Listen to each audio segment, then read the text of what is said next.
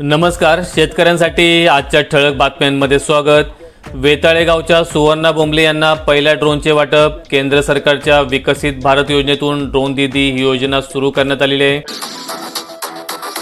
अखेर मयत शेतकऱ्यांच्या वारसांना मिळाले अनुदान। गोपीनाथ मुंडे शेतकरी अपघात विमा लोकमतच्या वृत्ताची घेतली दखल। रब्बीनंतर उन्हाळी पिकांचा पेराई गेला 130%वर। जिल्ह्यात उन्हाळी भुईमुगाचे क्षेत्र वाढले। ज्वारीची पेरणी ही जोमात, मात्र सोयाबीनच्या क्षेत्रात घट। उन्हाळ्यात हवा पालट। जिल्ह्यात 5 तारखेपासून पावसाचा अंदाज। वादळी वाऱ्यांसोबत 8 एप्रिलपर्यंत जिल्ह्यात अवकाळी। रब्बी हंगाम संपल्याने दिलासा। एकाच वेळी येत असलेल्या समुद्री व उष्ण वाऱ्यांमुळे पावसाची स्थिती। शेतकऱ्यांना उन्हाळी कांदा पावला। 1.5 कोटींच्या उलाढालीने बाजार धावला।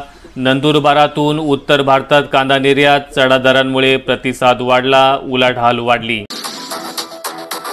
दुष्काळात शेतकऱ्यांना दिलासा। 1 लाख जनावरांच्या खाद्याची व्यवस्था। अवकाळी पावसामुळे वाढले शाळूचे उत्पन्न। उत्पादकांकडून बाजारपेठेत विक्री। हळद मार्केट यार्डात आदल्या दिवशीत लागल्या वाहनांच्या रांगा। 12 दिवसांच्या बंदनंतर आजपासून शेतमाल खरेदी विक्री। बंद काळात शेतकऱ्यांना बसला फटका। खानदेशात केळी आवक 3200 टनांनी वाढली। दर्जेदार केळीला कमाल 1600 रुपये दर। रमजानमुळे मागणी वाढली।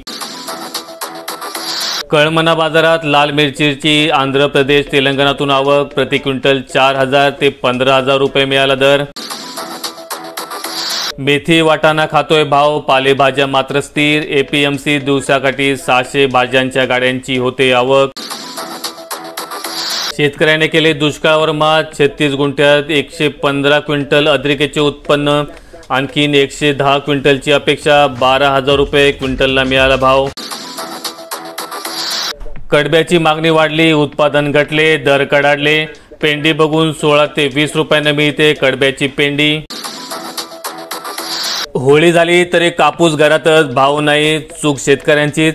7500 रुपयांच्या पुढे जात नसल्यामुळे शेतकरी मेटाकुटी। सरकारने उपाययोजना करण्याची मागणी। अशा दररोजच्या ठळक बातम्यांसाठी चॅनलला सबस्क्राईब करा। धन्यवाद।